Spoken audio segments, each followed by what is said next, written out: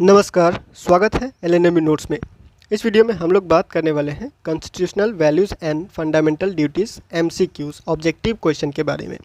VAC value added course second semester BA BSc BCom जो भी आपका है और सेकेंड सेमेस्टर में वीएसी के सब्जेक्ट में constitutional values and fundamental duties लिए हुए हैं, तो आपको जो है वो ये पीडीएफ काम आ सकता है। ये ऑब्जेक्टिव क्वेश्चन आंसर के साथ में अगर आप पढ़ लेते हैं तो आपका एग्ज़ाम का तैयारी हो जाएगा। अगर आपने पहले से कुछ नहीं पढ़ा हुआ है तो भी आपका हो जाएगा, और पहले से कुछ पढ़ा हुआ है, थोड़ा बहुत पढ़ रहे हैं तो भी आपका ये तैयारी जो है वो रिवीजन करवा देगा, ठीक है। और अगर कोई भी एक दिन पहले भी इस पीडीएफ को पढ़ लेता है तो पूरा सिलेबस का आइडिया लग जाएगा आपको। बिहार के किसी भी यूनिवर्सिटी से हैं तो आपका जो सिलेबस है पूरे बिहार का अब सेम हो गया है। 4 साल वाला जो ग्रेजुएशन होता है उसका पूरे बिहार के यूनिवर्सिटी का सिलेबस सेम है। तो अब आप बिहार के किसी भी यूनिवर्सिटी से इसको देखते हैं और 70 नंबर का ऑब्जेक्टिव क्वेश्चन पूछा जाता है तो आपको ये पीडीएफ हेल्प करेगा, ठीक है। जैसे कि एलएनएमयू दरभंगा में, ललित नारायण मिथिला यूनिवर्सिटी दरभंगा में एईसी, एसईसी और वीएसी, ठीक है। एईसी, एसईसी और वीएसी जो होता है वो पूरा का पूरा 70 नंबर ऑब्जेक्टिव क्वेश्चन ही पूछा जाता है, ठीक है। ये 2024 से ही कर दिया गया था। सेशन 23 से 27 सेशन वाले का जो एग्ज़ाम हुआ था सेकेंड सेमेस्टर का, उस टाइम से ही ऑब्जेक्टिव क्वेश्चन अपना लिया गया था। तो ऑब्जेक्टिव क्वेश्चन ही अब तक पूछा जा रहा है और बिहार के 1-2 और यूनिवर्सिटी में जो है वो 70 नंबर का ऑब्जेक्टिव क्वेश्चन पूछा जाता है एईसी, एसईसी और वीएसी के पेपर में, ठीक है। तो यहाँ पे आपको जो है वो इस पीडीएफ में 250 प्लस जो है वो ऑब्जेक्टिव क्वेश्चन मिलेगा, साथ में आंसर भी मिलेगा। और एग्ज़ाम में भी दोनों मीडियम में क्वेश्चन पूछा जाता है, इंग्लिश में भी और हिंदी में भी। तो इसमें भी आपको इंग्लिश और हिंदी दोनों में जो है वो मिलेगा पीडीएफ में, क्वेश्चन के साथ साथ आंसर भी मिलेगा, ठीक है। अगर आप पूरा पढ़ लेते हैं तो पूरा सिलेबस कवर हो जाए। पूरा पीडीएफ अगर आप एक बार भी पढ़ लेते हैं और 1-2 बार पढ़ लेते हैं तो ऐसा नहीं लगेगा कि एग्ज़ाम में आप जो है वो पूरा का पूरा नया क्वेश्चन देख रहे हैं, ठीक है। एग्ज़ाम में जब एग्ज़ाम का क्वेश्चन पेपर मिलेगा तो आपका जो है वो ऐसा लगेगा कि कुछ कुछ पढ़ के आए हुए हैं। अगर एक दिन पहले भी पढ़ लेते हैं पीडीएफ तो ज़्यादा दिक्कत नहीं होगा आपको एग्ज़ाम के क्वेश्चन सॉल्व करने में, ठीक है।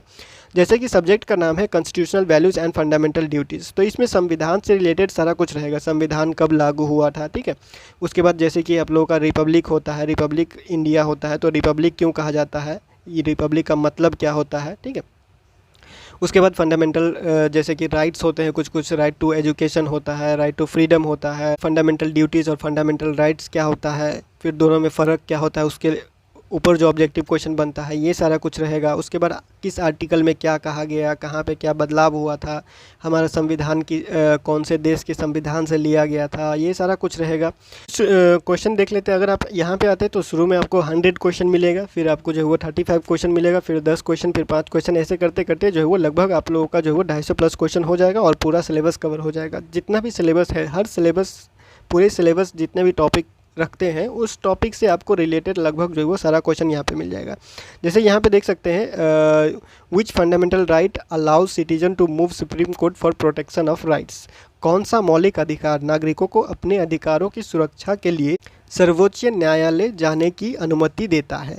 तो ऐसे टाइप का ही क्वेश्चन पूछा जाएगा। जैसे कि यहाँ इसका आंसर हो जाएगा आंसर सी, उत्तर सी यहाँ पे दिया हुआ है। तो यहाँ है राइट टू कॉन्स्टिट्यूशनल रेमेडीज़, ठीक है, संवैधानिक उपचार का अधिकार, ये सबको होता है। फिर आगे बढ़ते हैं तो यहाँ बहुत सारे इसी तरह का क्वेश्चन पूछा जाएगा। जितना भी संविधान से रिलेटेड क्वेश्चन है जो बेसिक है वही सारा कुछ रहेगा। कोई डीप क्वेश्चन, कोई ऐसा नहीं पूछा जाएगा जो बहुत ज़्यादा पढ़ा हुआ रहेगा, ठीक है। ऊपर ऊपर से ही क्वेश्चन पूछा जाता है। Who can enforce fundamental rights, मौलिक अधिकारों को लागू कौन कर सकता है। तो यहाँ पे है उत्तर सी, आंसर सी, ये है supreme court and high court. आगे बढ़ते हैं तो यहाँ पे इस तरह का क्वेश्चन और देख सकते हैं। विच फंडामेंटल राइट, ये फंडामेंटल राइट और फंडामेंटल ड्यूटीज़ के ऊपर है। तो which fundamental right is available only to citizen not for foreigners, यानी कि सिर्फ जो नागरिक है उनके लिए ही कौन सा फंडामेंटल राइट होता है, बाहर के जो विदेशी हैं उनके लिए वो फंडामेंटल राइट नहीं रहेगा।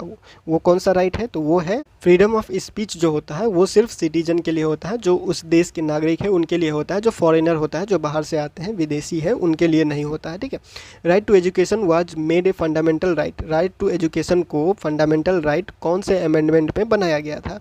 तो ये इसका आंसर हो जाएगा 86th अमेंडमेंट, शिक्षा का अधिकार किस संशोधन द्वारा मौलिक अधिकार बनाया गया था। तो ये है 86वां संशोधन, ठीक है। अब यहाँ पे आते हैं तो which which fundamental right protect citizen against arbitrary arrest, यानी कि ऐसे ही किसी को अरेस्ट नहीं कर लेगा।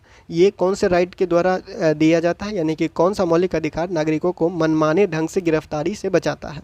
तो ये हो जाएगा आर्टिकल 22 अनुच्छेद 22। ठीक है, तो इसी तरह का क्वेश्चन है, आप देखना चाहें तो देख सकते हैं। यहाँ पे है the fundamental right was called the Magna carta of India. Which fundamental right, कौन से फंडामेंटल राइट को मैग्ना कार्टा ऑफ इंडिया कहा गया था, किस मौलिक अधिकार को भारत का मैग्ना कार्टा कहा गया था। तो इसका आंसर हो जाएगा आप लोग का राइट टू फ्रीडम। ठीक है, इसी तरह से जो है वो क्वेश्चन पूछा जाता है और ज़्यादातर जो है वो इसी से रिलेटेड रहेगा। कौन सा आर्टिकल कहाँ तक क्या कहा गया है, क्या नहीं कहा गया है, क्या सही है, क्या गलत है।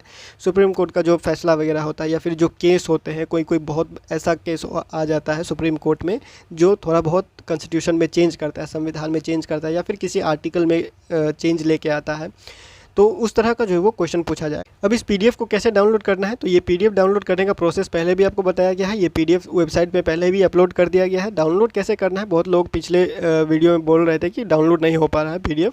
तो पीडीएफ कैसे डाउनलोड करना है वो एक बार आपको बता देते हैं, उसके हिसाब से आप जो है वो फिर से डाउनलोड कर लीजिएगा। ठीक है, तो देखते हैं कैसे डाउनलोड करना है। सबसे पहले तो आपको वेबसाइट पे चले जाना है www.lnmunotes.in। ये जो आपको यहाँ पे दिख रहा है www.lnmunotes.in, ये आप गूगल पे सर्च कर लीजिएगा या फिर आप क्रोम में जाके सर्च कीजिए या फिर किसी भी ब्राउज़र में जो भी आप यूज़ करते हैं वो जाके आप सर्च कर लीजिएगा। ठीक है, lnmunotes.in सर्च करने के बाद ये वेबसाइट ओपन होकर आ जाएगा। थोड़ा सा नीचे आइएगा, नीचे आने के बाद देखिए कुछ इस तरह से दिखाई देगा। थोड़ा सा और नीचे आइएगा तो यहाँ पे आपको दिखाई देगा LNMU second semester 24-28 VAC constitutional values and fundamental duties 251 plus objective. यहाँ पे आपको लिखा हुआ है 250 plus objective MCQs question PDF download. ठीक है, इसी पे आपको क्लिक करना है। ये बिहार की किसी भी यूनिवर्सिटी के स्टूडेंट जो है वो इससे हेल्प ले सकते हैं। थोड़ा सा नीचे आइएगा, नीचे आने के बाद यहाँ पे आपको डायरेक्ट दिखाई देगा डाउनलोड नाउ का बटन। ठीक है, इस डाउनलोड नाउ के बटन पे ही आपको क्लिक करना है। जो गुलाबी कलर पिंक कलर का बटन दिख रहा है इस पर क्लिक कीजिएगा। इस पर क्लिक करने के बाद यहाँ पे टाइम स्टार्ट हो जाता है। ठीक है, अब ये टाइम 0 होने का आपको इंतज़ार करना है।